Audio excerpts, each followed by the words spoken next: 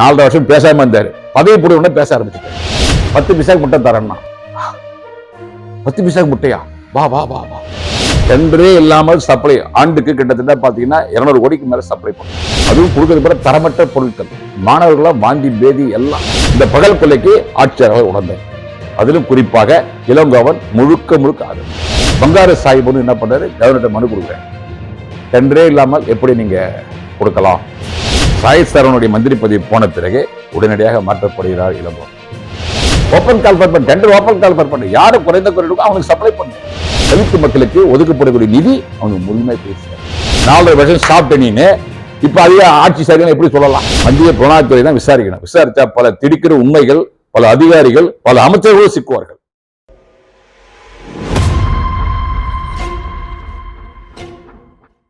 சமூக ஆர்வலர் உங்கள் ஆர் கோபால் பேசுகிறேன்.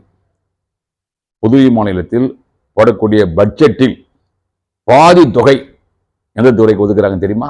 பாதி அமௌண்ட் 1000 கோடி போட்டால் 450 கோடி 500 கோடி ஒரு துறைக்கு ஒதுக்குறாங்க. அது என்ன துறை என்றால் ஆதி திராவிட நலம் மற்றும் பழங்குடியினர். இந்த துறைக்கு என்ன போடுறாங்களோ 45% ஒதுக்குறான். ஒதுக்கிட்டு அப்புறம் அதுல இருந்து கொஞ்சமா எடுத்துருவாரு இவரு. யாரு? வாழுங்காமராஜர் கொஞ்சமா எடுத்துருவாரு. அந்த மக்களுக்கு போய் சேரதா? கிடையாது. 450 கோடி ஆண்டுக்கு 450 கோடி அந்த துறைக்கு ஒதுக்குறாங்க. ஆயுதிரோட நலம் பழங்குடி இனத்தவருக்கு 450 கோடி ஆண்டுக்கு ஒதுக்கி அதுல இருந்து கொஞ்சமா உரிகிறாரு. அதுக்கு ஒரு இலங்கை அது ஒரு இயக்குனர் போட்டாரு. அவன் சூப்பரண்ட் ரேங்க். என்ன ரேங்க்? சூப்பரண்ட் கண்காணிப்பாளர் ரேங்கை கொண்டு அவனை பிசிஎஸ் ஆபீஸர் ஆக்குறேன். அதாவது அடிமைகள் வேணும். அந்த அடிமைகள் சிறந்த அடிமைகள் யாரு? இளங்கோவன் என்ற சூப்பரண்ட் கண்காணிப்பாளர். அவரை கொண்டு அந்த துறைக்கு போறாரு. இவர் சொல்லதான் கேட்கணும். சரி ஐயா, மீட்டருக்கு கைத்து போடுவீங்க. சரி போட்டீங்க, ரைட். அவன் யாருன்னா சாய் சரவனுடைய அண்ணன். சாய் சரவண வாய்கிரியே பேசுறாரு மந்திரி. 4.5 வருஷம் பேசாம இருந்தாரு. பதவி போடுவோம்னா பேச ஆரம்பிச்சுட்டாரு. 4.5 ஆண்டுகள் மோடிஜி நமஸ்காரம், என்ன பாண்டிச்சேரி நமஸ்காரம் சொன்ன, பதவி போனவங்களுக்கு எல்லாரும் திட்டுறேன். ஒரு துறையை போய் ஏறி சதம் போடுற. ஏன் அன்னைக்கு கேட்க வேண்டியதான் நீங்க? அன்னைக்கு எங்க வாயில கொள்கிட்ட வச்சிருந்தா அன்னைக்கு. சாய் சரவணகுமார் ஒரு அமைச்சர், அவருடைய அண்ணன் தான், சொந்த அண்ணன் தான் இளங்கோவன். அவதான் துறைக்கு போடுறாங்க. இவர் சொல்லி ப்ரெஷர் கொடுத்து துறைக்கு போடுறாங்க. 450 கோடி. ஆயுதரோட மாணவர்களுக்கும் மாணவியர் ஹாஸ்டல் விடுதிகளுக்கும் உணவு, காய்கறி சப்ளை, மளிகை சப்ளை, நான் வெஜிடேரியன், அதாவது கறி, மட்டன், சிக்கன், கோழி, மீன் இந்த மாதிரிலாம் வாங்க டெண்டர் விடணும். யாரை பார்க்கலான்னு பார்த்தோம் வந்தான். 10 பைசாக்கு முட்டை தரேன்னா 10 பைசாக்கு முட்டையா? வா வா வா வா. உட்கார வைக்கிறேன். 10 பைசாக்கு முட்டை தரணும் டெண்டர் போடுவேன். ஆனால் போட்டுட்டு தரமாட்டேன். 10 பைசாக்கு முட்டை தரேன்னு சொல்லி உள்ள வந்தவன் தான் அப்பு டேடர்ஸ், கடலூர் மாவட்டம் சேர்ந்தவன் அப்பு. இந்த அப்பு யாருன்னா தமிழகத்தில் பல ஃப்ராடு வேலை பண்ணவன். அண்ணாமலை கூட ஒரு பேட்டியில் சொல்லியிருக்காரு, அவன் மோசடி பேர் வழி அண்ணன் அப்புன்றவன். அவன் தான் உள்ள நுழையிறான். அந்த அப்புக்கு சிவப்பு கம்பளத்தை விதிக்கிறார் இளங்கோவன். என்ன போடுகிறார்? மட்டன் 600 ரூபாய்க்கு தருவேன், சிக்கன் எவ்வளோ 50 ரூபாய்க்கு தருவேன் கிலோ. எல்லாம் பார்த்தீங்கன்னா பயமா இருக்கு. வஞ்சன மீன் எவ்வளோ தர? 140 ரூபாய்க்கு தருவேன் கிலோ. அது 140 ரூபாய்க்கு வஞ்சன மீன் ஸ்லைஸ் பண்ணி கொடுப்பாராம். இப்படி கொட்டேஷன் கொடுத்து உள்ள வந்துட்டான். உள்ள வந்த பிறகு என்னால் சப்ளை செய்ய முடியாது. சரி பரவாயில்ல, நீ டெண்டரே போடாம சப்ளை பண்ணு, நான் பார்த்துக்கிறேன். டெண்டரே இல்லாமல் சப்ளை ஆண்டுக்கு கிட்டத்தட்ட பார்த்தீங்கன்னா 200 கோடிக்கு மேல சப்ளை பண்றான். ஒவ்வொரு பட்ஜெட்ல 450 கோடி ஒதுக்குறாங்க. 200 கோடி அவனே எடுத்துட்டு போயிடலாம். சப்ளை பண்ணி எந்த விதமான தணிக்கையும் கிடையாது, எந்த ஆடிட்டும் கிடையாது, எதுவுமே கிடையாது. அடிச்சு நிறவறான் காசு. அப்பு ட்ரேடர்ஸ் அதுவும் கொடுக்கறது பிற தரமற்ற பொருட்கள், மாணவர்களா வாந்தி பேதி எல்லாம். எந்த பொருளும் யூஸ் பண்ண முடியாது. சோப்புல இருந்து மாணவர்கள் செப்பல்ல இருந்து ட்ரெஸ்ல இருந்து எல்லாம் அப்பு தான் சப்ளை. ஆனா உள்ள போட 10 பைசா முட்டை தரேன்னு, வஞ்சன் மீன் 140 ரூபா தரேன்னு வந்தான். கடைசியில் பார்த்தா வஞ்சன் மீன் 900 ரூபா போடுறான். அது வஞ்சன் மீன் தான் போறான்னா எவனுக்கும் தெரியாது. ஏதோ ஒரு மீனை ஸ்லைஸ் பண்ணி வஞ்சன் மீன் காட்டுவான். இப்படி பகல் கொள்ளை அடித்தவன் தான் அப்பு. இந்த பகல் கொள்ளைக்கு ஆட்சியாளர்கள் உணர்ந்தாங்க. அதிலும் குறிப்பாக இளங்கோவன் முழுக்க ஆதரவு. பல கோடி ரூபாய் பார்த்துட்டான். அதுல உருவானா ருசி கண்டவன் ருசிகண்ட பூனை ஆச்சு, போடு போடு, எல்லாம் உனக்கே, எல்லா சப்ளையும் உனக்கே. அதை எழுத்து ஒரு ஆளு பங்காரு சாஹிப்னு என்ன பண்றாரு, கவர்னர்கிட்ட மனு கொடுக்குறாரு. டெண்டரே இல்லாமல் எப்படி நீங்க கொடுக்கலாம் மனு கொடுத்த ஆனூர் என்ன செய்யறாரு, டெண்டர் வைக்க சொல்றாரு. சிஎஸ் மனு கொடுக்குறாரு, பங்காரு சாஹிப் சிஎஸ் மனு கொடுக்குறாரு, எல்லாருக்கும் மனு கொடுக்குறாரு. மனு கொடுத்தா அந்த மனு போற இவங்கிட்டே வருது, யாருக்கிட்ட, இளங்கோகிட்டே. கிழிச்சு குப்பையில போட்டான். திருப்பி ஓயல பங்காரு சாஹிப் திருப்பி மனு கொடுக்குறாரு. அப்ப சிஎஸ் என்ன பண்ணாரு, டெண்டர் தான் வைக்கணும் அப்படின்னு முடிவு எடுக்கிறாரு. டெண்டர் வைங்கன்னு சொல்லும்போது அதையும் மதிக்கல, அதையும் மதிக்கல, ரூல்ஸ் வயலேஷன், அதையும் மதிக்கல. ஆளுநர் என்ன பண்றாரு, ஆளுநருக்கு கொடுத்து கொடுத்து கொடுத்து ஓஞ்சிட்டான் மனு கொடுத்து. இந்த ஆளுநருக்கு சுத்தமா செய்யவே இல்லை. அவர் இன்னும் சந்தேகம் எனக்கு, ஏன் ஆளுநர் அவங்க சப்போர்ட் பண்றாருன்னு தெரியல. ஒரு பிஜேபி அவங்க அண்ணன் அவங்க தம்பி பிஜேபி மந்திரின்னு சப்போர்ட் பண்றாருன்னு தெரியல. நவத்தவே இல்லை, கடைசியில் நவத்தல.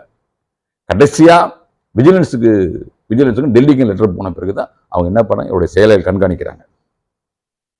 இவர் யார், அப்போட்டேட்டர்ஸ் யார், 200 கோடி 250 கோடி மேல ஆண்டுக்கு சப்ளை பண்ணானே, உண்மையா பொருள் வருதா இல்லையா, என்ன விலைக்கு கொட்டேஷன் என்ன கொடுத்தார், 150 ரூபாய் வஞ்சன மீன் கொடுத்து விட்டு 9,000 ரூபாய் போறது எப்படி? ஆடே வெட்டல. இங்க ஆடு ஆட்டுப்பட்டியில் விட்டுவாங்க. ஆடு வெட்டினாதான் ஒரு லைசன்ஸ் வாங்கிட்டான், ஒரு முத்திரை டாக்டர் சீல் வாங்கிட்டு ஆடே வெட்டல. அதை ஒருத்தர் அப்போ ஒரு ஆர்டிஐ போட்டுக்காரு, அந்த ஒரு ஆளே இல்லைன்ட்டாங்க. இந்த ஆளே இந்த லெட்டர் பேர்ல டாக்டர் வரல, யாரும் இல்லைங்க, இது யாருங்க நாங்க கொடுக்கலன்ட்டான். அப்பேற்பட்ட மோசடி பேர்வை. கவர்னர் என்ன சொல்றாரு, திரும்பவும் டெண்டர் தான் வைக்கணும், அதுவும் குறிப்பாக கூட்டுறவு நிறுவனங்களுக்கு கொடுக்கணும். ஏன்னா கூட்டுறவு நிறுவனம் நலிஞ்சு போயிருக்குது. உடனே கான்ஃபெட் என்ன பண்றான், அந்த பெட்ரோல் கொடுக்குற ரங்கசாமி கொடுத்துருப்பாரு, கான்ஃபெட் நாங்க சப்ளை பண்றோம், அவனுக்கும் கொடுக்கல. யாருக்கு தான் கொடுத்த, எல்லாம் அப்புக்கு தான். பல பேர் போட்டிடுறான், யாருக்குமே கிடையாது டெண்டர். டெண்டர் கொடுக்கறது கிடையாது, எல்லாம் உனக்கு தான். இதோட இதாக டெண்டர் வாங்குறது பிரிக்கிறது பார்த்து கரெக்ஷன் பண்ணி கொடுத்துட்டு வாங்கி வேண்டியது. இதெல்லாம் அத்தனையும் பண்ணது இளங்கோவன் தான். அவரை தூக்கி காத்திருப்போர் பட்டியலில் போடுறாங்க. இதான் முதல் அடி. அவருக்கு முதல் எந்த டிபார்ட்மெண்ட் கொடுக்கல, காத்திருப்போர் பட்டியலில் வச்சிருக்காங்க. ஏன்னா அவ்வளவு ஊழல் பண்ணிட்டாங்க, கொஞ்சம் நெஞ்சம் கிடையாது. அவன் தம்பி பதவி போடுங்க உடனே இவரை தூக்குறாங்க. சாய் சரவனுடைய மந்திரி பதவி போன பிறகு உடனடியாக மாற்றப்படுகிறார் இளங்கோவன். துறையும் தரல, அவருக்கு இந்த துறையும் கொடுக்கல, காத்திருப்பு வச்சுட்டாங்க. உடனே அர்ஜுன் ராமகிருஷ்ணன் ஒரு வர்றார், நேர்மையான பிசிஎஸ் ஆபீசர், நல்ல நேர்மையான அதிகாரி. அந்த எது தப்பு பண்றான், ஓப்பன் கால் பண்ண டெண்டர், ஓப்பன் கால் பண்ண யாரு குறைந்த குறைக்கும் அவனுக்கு சப்ளை பண்ண. அர்ஜுன் ராமகிருஷ்ணன் நேர்மையான அதிகாரி, பிசிஎஸ் ஆபீசர். ஆனா அவரும் இதே தவிர செய்கிறார். முன்னிருந்த ஆளுக்கு திருப்பி கொடுக்குறாங்க. யார் அழுத்தம் கொடுத்தது, யார் அழுத்தம் கொடுக்குறாங்க, இவருதான் கொடுக்கணும், இவருதான் கொடுக்கணும். அந்த அழுத்தம் யார் கொடுக்கிறது, முதலமைச்சர். எனக்கு அந்த பணமா எனக்கு வரணும், கமிஷன் எனக்கு வரணும், இங்க வந்து என்ன பார்க்கணும், அவருக்கு கொடு. வாய்மொழி உத்தரவு, வாய்மொழி உத்தரவு ரிட்டனே கிடையாது. அர்ஜுன் ராமகிருஷ்ணன் இப்பதானே வந்திருக்காரு, காரைக்கால் இருந்தாரு, டெப்டி கலெக்டர் இருந்தார், டிசிஆர் இருந்தாரு, இங்க வந்து உட்காந்துருக்காரு. பார்த்தாரு, ஆண்டுக்கு 450 கோடியா, அடேங்கப்பா. சிஎம்கிட்ட போய் நமஸ்காரம் பண்ணிட்டு, நான் பார்த்துக்கிறேன், அவரு தான் கூட காண்டிட்டு, அப்புக்கு தான். சரிங்க ஐயா, வேற யார் போட்டாலும் டெண்டர் எடுக்க கூட, பிரிக்கவும் கூட, டெண்டர் பிரிக்க கூட, அப்புக்கே ரிட்டைன் பண்ணணும், அவருக்கே திரும்ப திரும்ப திரும்ப கொடுத்துட்டு இருக்கணும். அப்பதான் நான் செழிப்பாகவும் சீமானாக வாழ முடியும். இந்த ஆயுதராட நலத்துடைய ஒழிச்சதே கடந்த 5 ஆண்டுகள்ல இளங்கோவன் தான். இளங்கோவன் யாருன்னா சாய் சரவனுடைய சொந்த அண்ணன். மோசடினா அது மிகப்பெரிய மோசடி. எல்லா பொருளும் சொன்னதை விட 3 மடங்கு 4 மடங்கு உயர்த்தி போடுறான். 10 பைசா முட்டை தர என்ன கொடுக்க வேண்டியதானே, என்ன 10 பைசா யாராவது முட்டை கொடுப்பாலும் யோசனை பண்ண வேணாம். என்ன ஒரு அதிகாரி அந்த சீட்ல இயக்குநராக உட்காந்துருக்க, 10 பைசா எப்படியா முட்டை கொடுப்ப, நான் கொடுக்குறேன்னு சொல்லிட்டு உள்ள வந்தான். உள்ள வந்த முட்டையே தரல, முட்டை வேற ஆள்கிட்ட வாங்குறாங்க. இப்ப அவன் தரேன்னு சொல்லிட்டு உள்ள வந்தான் கொள்ளையடிப்பதற்கு. அதை காட்டி ரொம்ப ரொம்ப பிலோ டெண்டர்ல வரான். குறைந்த டெண்டர்ல விலையை கொடுத்து உள்ள வந்துட்டு அடிக்கிற கொள்ளை பார்த்தீங்கன்னா ஹெவி. ஒரு ஆண்டுக்கு 450 கோடி ஒதுக்குறாங்க. 250 கோடி அதிலே போயிடுது. மாணவர்களுக்கு சரியான உணவு கிடையாது, சரியான உடை கிடையாது, சரியான செப்பல் கிடையாது, சரியான சாப்பாடு கிடையாது, கட்டிடங்கள் இடிந்து நிலையில் இருக்குது, சுகாதார வசதி கிடையாது. அவங்களுக்கு ஒதுக்கப்படி நிதி அவங்களுக்கு முழுமையா போய் சேரல. முழுமையா போய் தலித்து மக்களுக்கு ஒதுக்கப்படக்கூடிய நிதி அவனுக்கு முழுமையா போய் சேரல. 450 கோடி, ஆண்டுக்கு 450, 5 ஆண்டுக்கு எவ்வளவு பாருங்க, 2000 கோடி வந்துடும். அந்த 2000 கோடி இன்னைக்கு எவ்வளவு தலித்து கிராமங்கள் வந்து வலுப்படுத்தலாம். ஒண்ணும் இல்லை, இன்னும் கரண்ட் இல்லாம பாயுது இருக்கு, குடிக்க தண்ணி இல்லாம இருக்கு தலித்து கிராமங்கள், காலனிகள் எல்லாம். யார் காரணம்? கொடுக்குற நிதியை பாதி இவர் பிடிக்கிறார். தலித்து மக்களுக்கு ஒதுக்கக்கூடிய சிறப்பு கூறு நிதியை பேரு, அந்த சிறப்பு கூறு நிதியை ஃபுல்லா இவரே எடுத்துக்கிறார். அப்புறம் எப்படி அவங்க டெவலப் பண்ண முடியும்? எப்படி வளர்ச்சி பண்ண முடியும்? எந்த ஒரு தலித் அமைப்பாவது அதுக்கு போராடி இருக்கா சொல்லுங்க?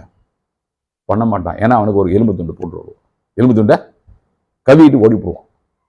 நான் தான் பெருசு, நான் வீச்சுக்கா காக்காக்கு பூக்காக்க எல்லாம் போய் பெரிய வீராதி வீரன். ஒருத்தன் கூட இதை எதிர்த்து போராடவே இல்லைங்க.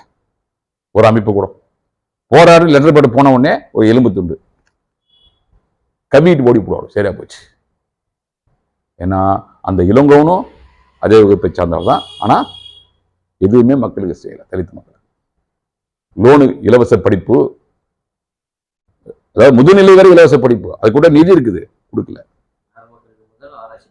அவங்களுக்கு அதிகம் கொடுக்கல.